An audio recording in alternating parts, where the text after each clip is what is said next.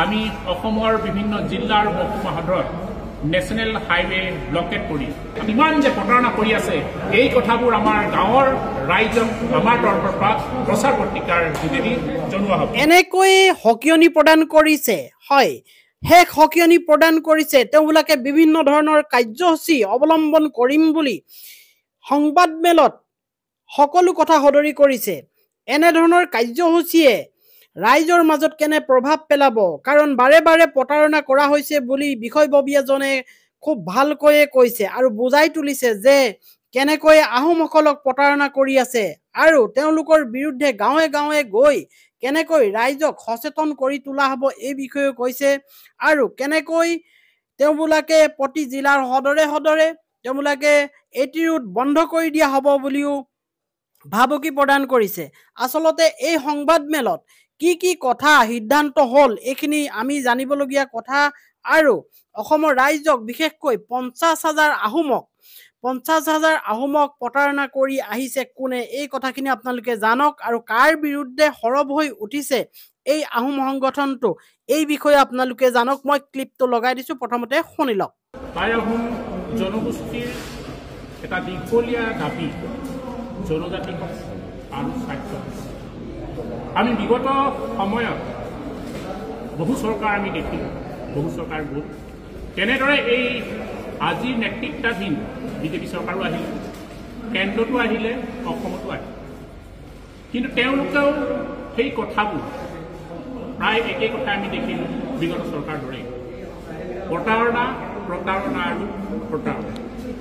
নৰেন্দ্ৰ মোদী আহিও কৈছিল অতি শীঘ্ৰে জনজাতিকৰণ প্ৰদান কৰা হ'ব 6 মাহৰ ভিতৰত, আৰু সৰ্বানন্দ সোণোৱাল ডাঙৰীয়াই কৈছিলে অতি শীঘ্ৰেই জনজাতিকৰণ প্ৰদান কৰা হ'ব।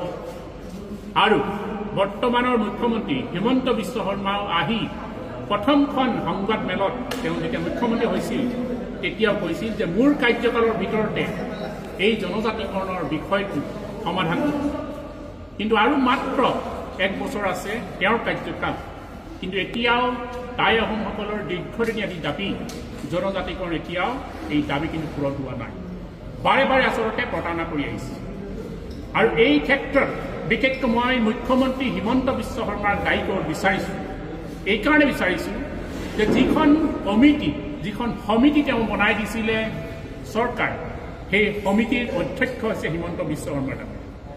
এই অধ্যক্ষই কিন্তু এতিয়ালৈকে জনজাতিকৰণৰ যি প্ৰস্তাৱ বা জনজাতিকৰণৰ ক্ষেত্ৰত যিখিনি তথ্য এইখিনি কিন্তু এতিয়ালৈকে দিল্লীলৈ প্ৰেৰণ কৰা নাই। গতিকে মই ভাবিছোঁ হিমন্ত বিশ্ব শৰ্মা মুখ্য দায়ী টাই আহোমসকলক জনজাতিকৰণ প্ৰদান নকৰাৰ ক্ষেত্ৰত। আৰু আজি আমি বৰ্ধিত কাৰ্যনিৰ্বাহত ইয়াত আমি অনুষ্ঠিত কৰা হৈছে। আগন্তুক দিনত আমি কেইবাটাও দীঘলীয়া কাৰ্যসূচী আমি ঘোষণা কৰিছোঁ। প্ৰথম কাৰ্যসূচী হৈছে আমাৰ দিল্লী যাত্ৰা হ'ব, দিল্লীত ধৰ্ণা কাৰ্যসূচী।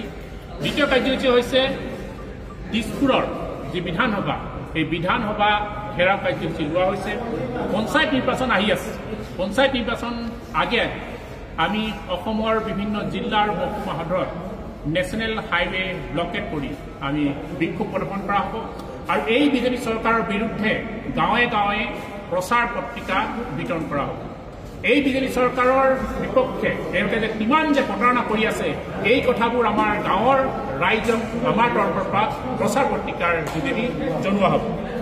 লগতে আৰু এটা আমি স্পষ্ট কথা কৈ দিব বিচাৰিছোঁ, এই যিখন চৰকাৰ, এই চৰকাৰখনেও আগন্তুক 26ৰ যি নিৰ্বাচন আহি আছে, এই নিৰ্বাচনো কিন্তু এনেদৰেই প্ৰতাৰণা মিছা প্ৰতিশ্ৰুতি দি কিন্তু পাৰ হ'ব বিচাৰি আছে। মই আহ্বান জনাইছোঁ টাই আহোম জনগোষ্ঠীৰ 50 লাখ লোকক আগন্তুক দিনত এই চৰকাৰক যাতে ইয়াৰ উচিত প্ৰত্যুত্তৰ দিয়ে আৰু ক্ষমতাৰ পৰা তেওঁলোকক আঁতৰাই দিয়াৰ ব্যৱস্থা কৰে। এয়া আমি টাই আহোম যুৱ পৰিষদ কেন্দ্ৰীয় সমিতিৰ তৰফৰ পৰা টাই আহোম জনগোষ্ঠীৰ 50 লাখ লোকলৈ আহ্বান জনাইছোঁ। হয়, আহোম সংগঠনটোৱে এনেকৈয়ে হুংকাৰ দিছে চৰকাৰক আৰু বিশেষকৈ হিমন্ত বিশ্ব শৰ্মা চৰকাৰক, বিজেপিক, আৰু গাঁৱে গাঁৱে গৈ তেওঁলোকে এৱাৰনেছ আনিম কৈছে বিজেপি বিৰোধী। গতিকে এই জনগোষ্ঠীটোক জনজাতিকৰণৰ যি আশা দি আহিছে এই আশা কেতিয়ালৈ পূৰণ হ'ব ইয়াক লৈ শংকা প্ৰকাশ কৰিছে আহোম সংগঠনটোৱে গতিকে এনেধৰণৰ কাৰ্যসূচী ল'বলৈ তেওঁলোকে বাধ্য হৈছে ঠিক আছে দিয়ক আজিলৈ ভিডিঅ'টো ইয়াতে সামৰিছোঁ অন্য এটা দিনত অন্য এটা ভিডিঅ' আকৌ লৈ আনিম বাই বাই